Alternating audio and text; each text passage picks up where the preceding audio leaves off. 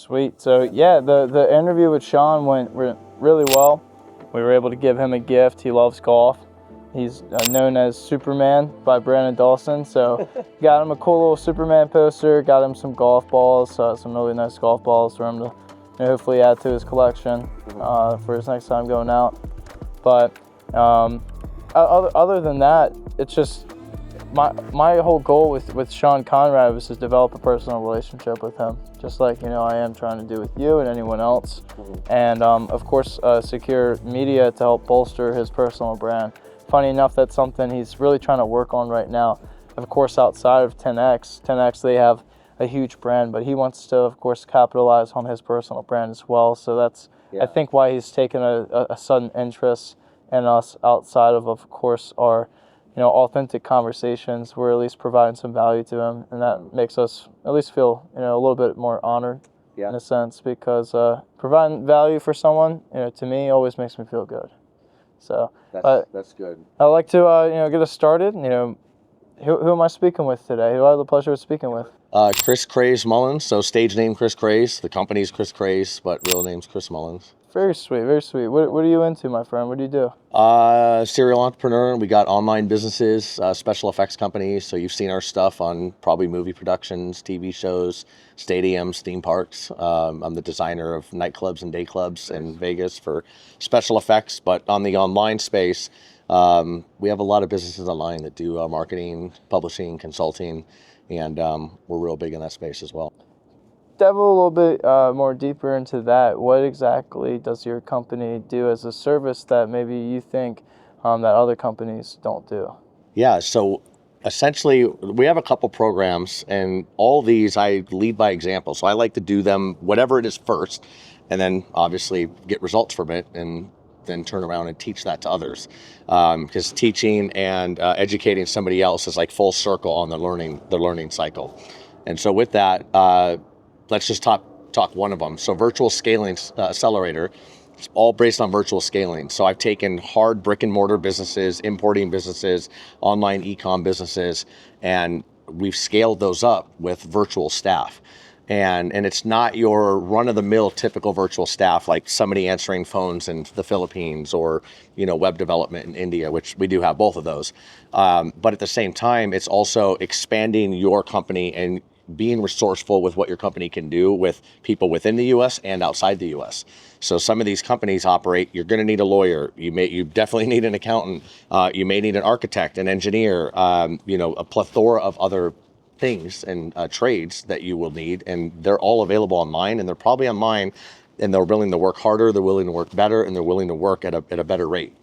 What are some of your, top goals that you want to achieve coming into 2025? Seems like you have a lot going on. You've built up to this point very well. It's taken some time, but there's obviously some things on the back end that you might have not told anyone yet, or maybe that a lot of people are anticipating. You want to tell the audience exactly what that may be? Yeah, so it's a turning point for me in 2025. I'll have my first kid, so I'll be 40 exactly a month from now. And I don't look at age, as a static figure. It's really the knowledge that we retain. And in my mind, I've lived probably 5 lifetimes. Probably shouldn't be here from some of the stuff that I definitely shouldn't have been here, or here right now from a lot of the things that I've been involved in on many occasions. And so I think that, if you want to call it a calling, if you want to call it a higher power, it'd be a waste of my entire life if I didn't tell the story, if I didn't share that with others, if I didn't put that out there. So that's kind of like my why, if you will. And having a kid, I've ran from a lot of pain, lost 11 best friends, lost my father. I've been sued, had IRS audits. I mean, a lot of stuff. And this was 4 years in the business that I'm talking about this. And I've been in business 25 years as an entrepreneur. And so the lawyers come to me and say, man, you've had things happen to you that, we represent companies that have been around 20 years that don't have happened. And yeah, I could look at that as the downside, but I don't. I say, you know what? I'm glad it happened now, because I'd rather have a lawsuit over $50,000 than later on when it's over $50 million or something else like that. And so I'd rather get it out of the way, get the reps done, get the reps worked, and ultimately be able to share the experiences with others. And so in the process of writing a couple books, we have a kid on the way. And so it all kind of lines up, because we were really heavy in some of the manufacturing businesses, some of the special effects businesses, and those required a lot of work offline. Holidays, you're working, no time with family. There's projects they pay very well in the millions, but at the end of the day, it's you're away from your family and you can't get that time back. And I like to say that I need to have presents, not give my kid presents, because I want to be there. Well, we've all seen the classic movie where it's like guy's on the phone if he's at his dinner table with his family because he's there, but he's not there, or he's out working, or it's the family strained. I mean, these ideas come from actual life and people's real lives, and I don't want to be that guy. So we've shifted everything online, built up free email newsletter, foundersfieldday.com. We have our marketing programs. We still run a series of websites online that make us money. And then we have our programs that we put together. So a lot of this is more focused on the online space. So we can work anywhere we want. We call it the laptop lifestyle or whatnot. But that way, at least I can be home. I can tend to my wife. We'll have our nanny help with the kid. And then we can at least be there with each other and actually have the kid grow up. And so in my mind, when the kid's born, that's my cue to start pumping out content and books. And everybody else like, man, you got to be there for your kid. Well, if the kid's sleeping, I need to make sure the kid doesn't die. So I'll be doing voice notes on my phone while I'm watching the kid sleep, and then the kid gets to hear my voice. So it's kind of, maybe not reading him a bedtime story. I'm writing a story that's actually going to pay for the rest of his life.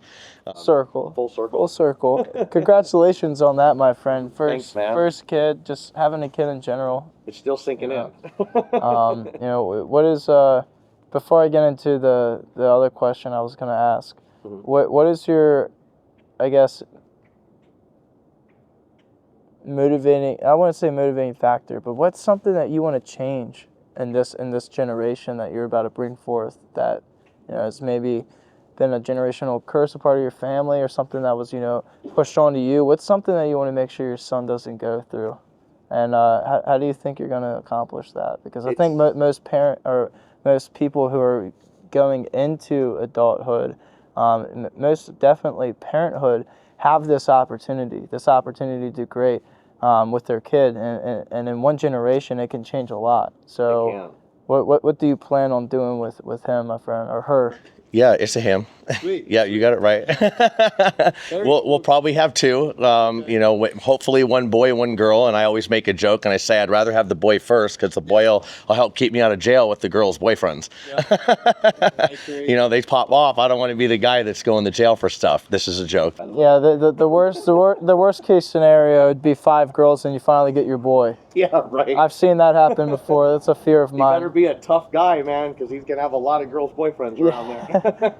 Yeah, I mean, I must feel for some of these celebrities, like, of course, Nick Cannon, the one with 13 kids with, 8 different baby mamas. I know. But to answer your question, it's interesting because, it's a perceived fear. A lot of this is, false, what is it, FEAR, false expectations appearing real.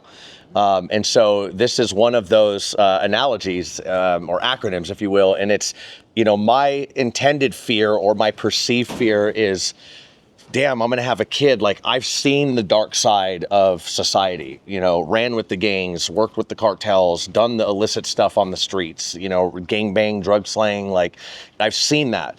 And then on top of that, I've DJ'd raves and I've DJ'd massive events where I'm watching 13 and 14-year-olds come in. They take their sweat clothes off and they're in their lingerie. They're popping pills. They're getting, jacked off and all this stuff. And the thing is the kid is going to make the determination on what they do. And I think that I've seen Catholic schools that the kids are worse than the kids in the public schools and vice versa. And so it's really, at the end of the day, I mean, am I going to let the fear get to me about that? The kid's going to do what they're going to do. So we're going to be there as friends, as authority figures in the kid's life, but they're their own person. And I think this really dives in, and I'm on this journey right now. I've had experience in personal development, communication, and all that stuff. And I'm really hitting it hard on behavior profiling. It's been a long night last night. Oh, but yeah, behavior profiling. Until 2 a.m. Oh man, I mean, we were sitting right here shooting content last night too. So behavior profiling, communication, and personal development. And I believe that because if I can be a better parent, if I can look on the inside of me, what makes me tick, similar things that'll make you tick than anybody else ticks. As adults, we're the product of childhood suffering, reward, and how we made friends. I mean, if all of us look back, and I'm not the only person that said this, there's other people out there that have said this before, but that's the core of human behavior, is we have these experiences as kids, and those experiences are what the kid brings into adult life. And so the tough guys that walk around out in public, like they probably got picked on, and now they're rebounding.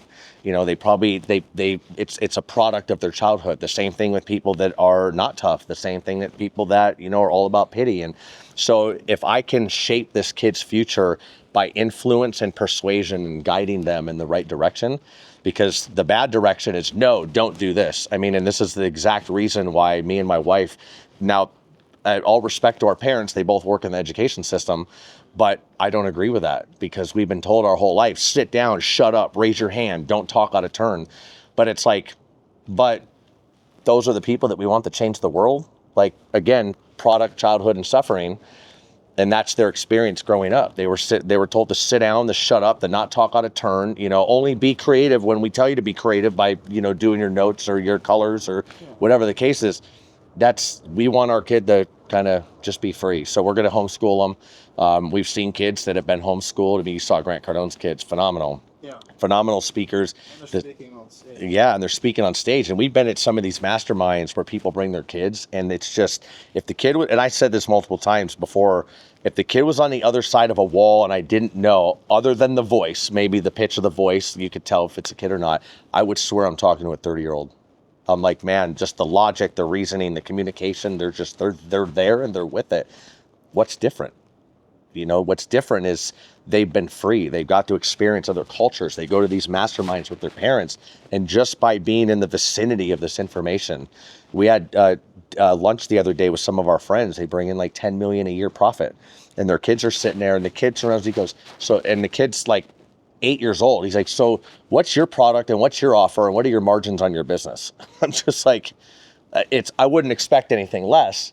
But at the same time, I'm like, this is an 8-year-old asking me this. And he wasn't just regurgitating something that he just heard somewhere else. Like, he has his own consulting business with his own videos online that he's already making money with at 8 years old.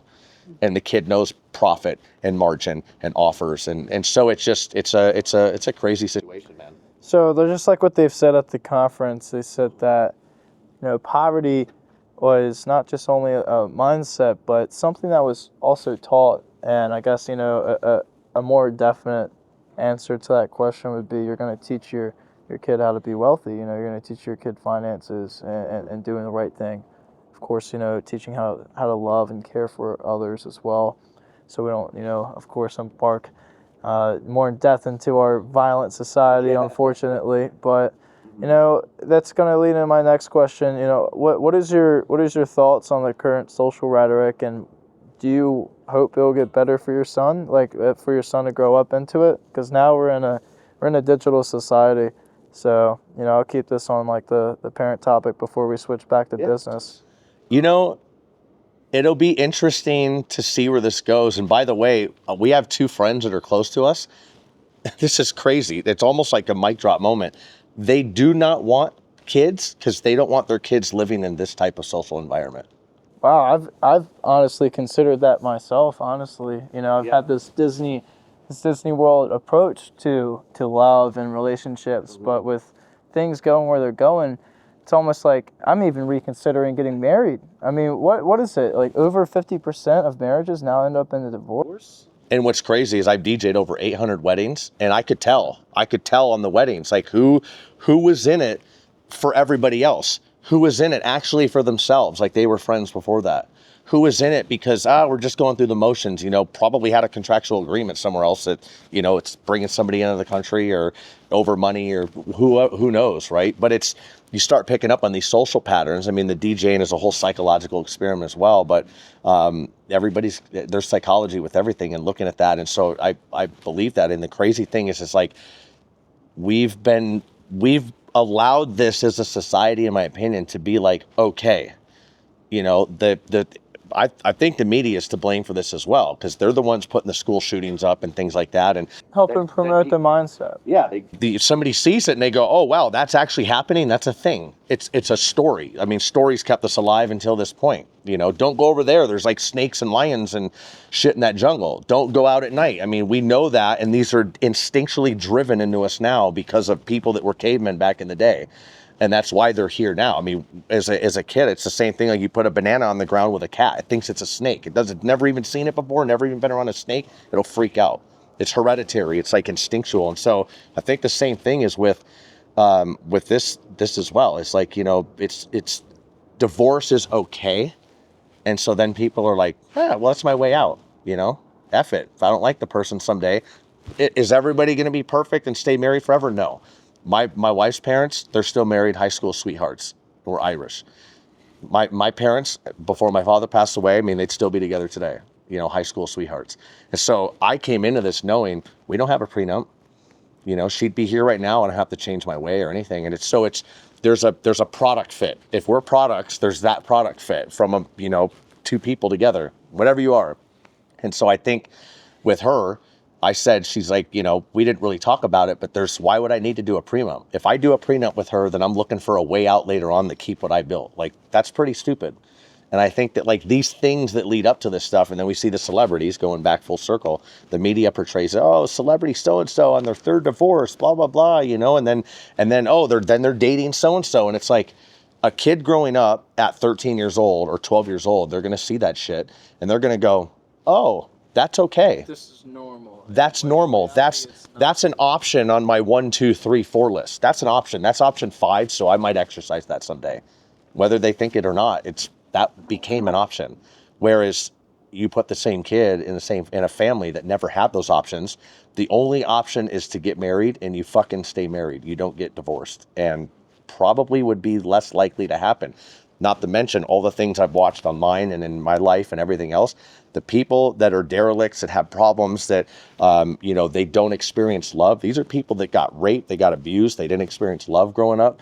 And so they're a product, it's a cause and effect. They're a product of the childhood suffering. The parents weren't there, they were latchkey kids. And so like, it's progressively getting worse. And I know a lot of people now are like, oh, you know, it's social media is making things worse. It is. It's exacerbating it because it's bringing it on a screen in front of somebody where you don't have to wait for the news to come on at 6 o'clock now. Now you can just go on your screen, do a couple of swipes, and bam, you're looking at shit that the news, you would have had to wait a couple hours for the news. You can get it in 5 seconds now. So it's a yin and a yang, because just as much as I love it, like I sound partial to it as well. It's kind of like during COVID, all the ads, they were saying you're exploiting a sensitive topic. I mean, we were running ads on all platforms and we were getting rejected. Had Shopify stores shut down when we were selling masks before the COVID thing even happened.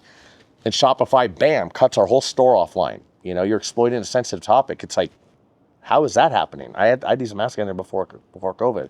So it's an interesting thing.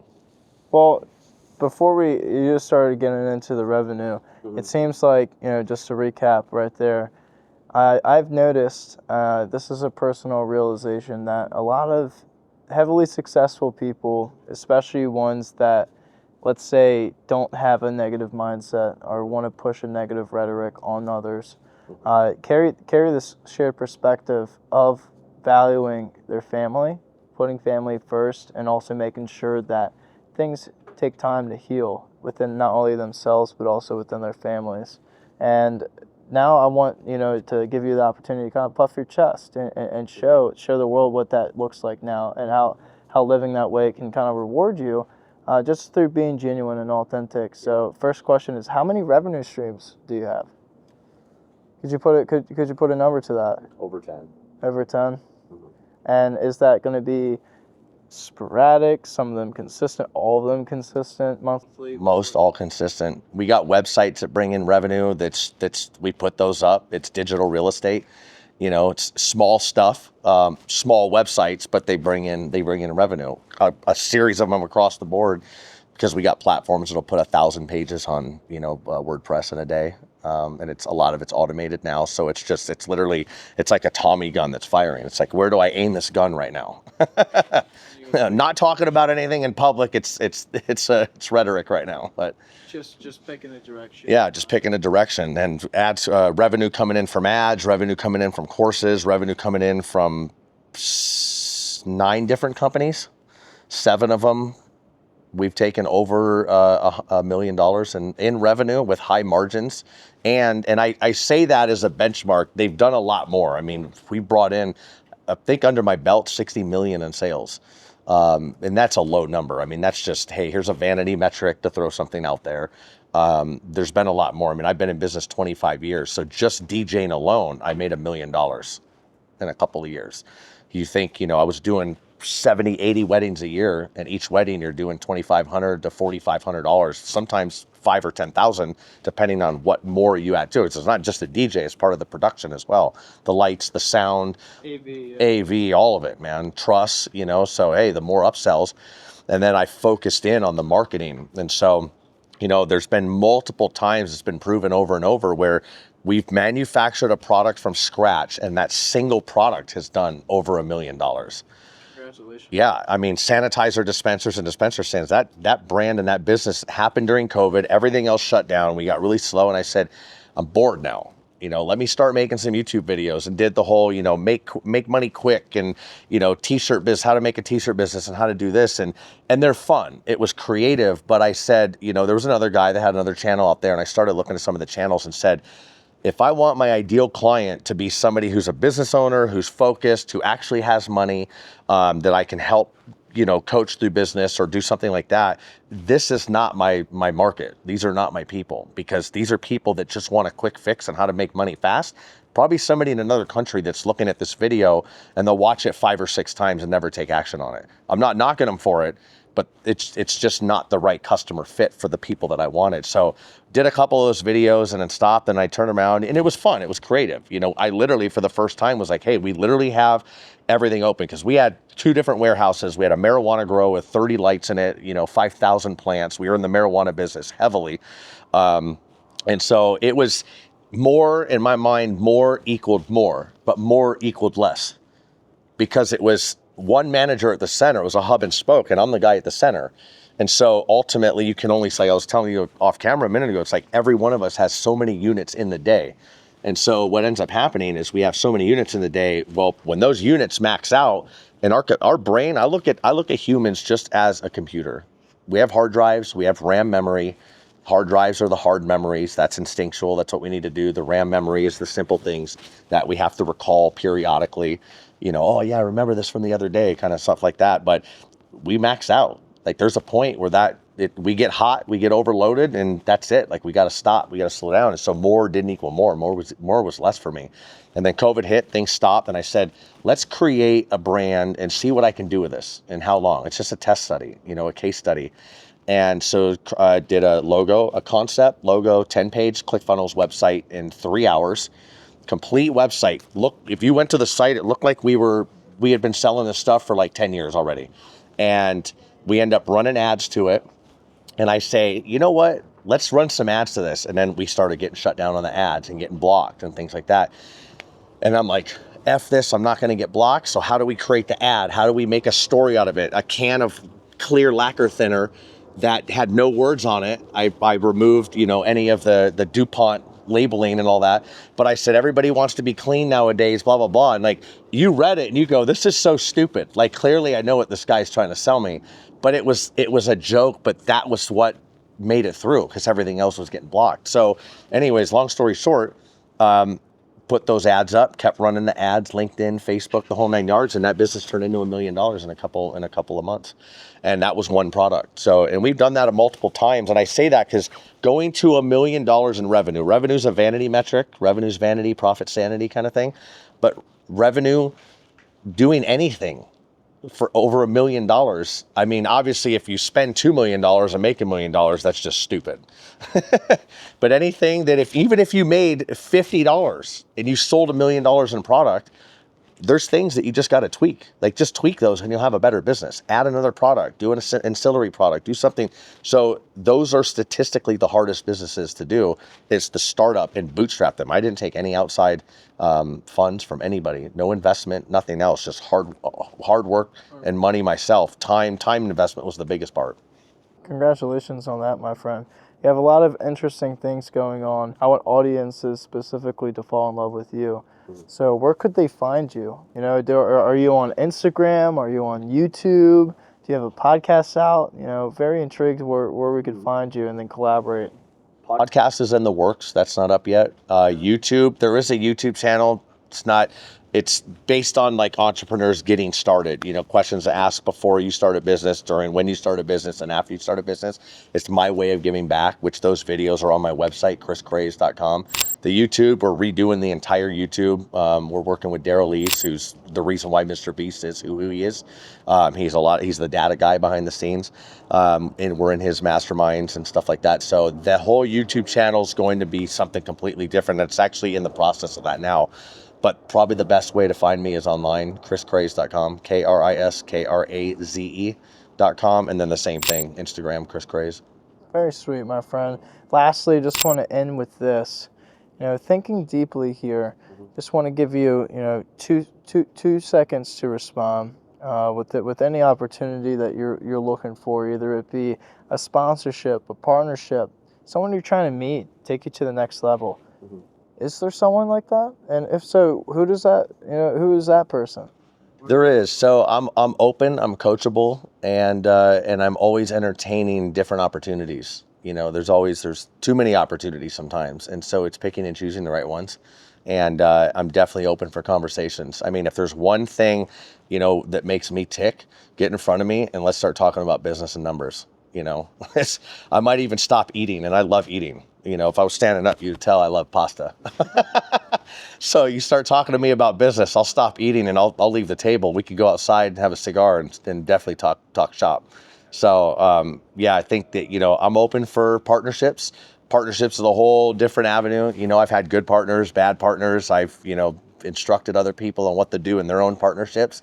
They didn't follow instructions and it ended very badly in legal disputes and stuff, but there's definitely ways to navigate all that. And so I think that I'm open for partnerships as well. I'm actually in the process of one right now for a supplement brand.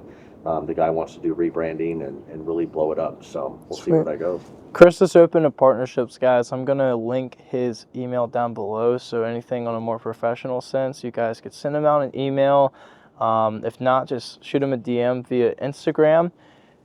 Kris, thank you for your time, man. Yeah, of course. And thank you all for your time as well. If you enjoyed this, please comment down below something you took away from Kris's conversation. Make sure you go down through the list and check out his website.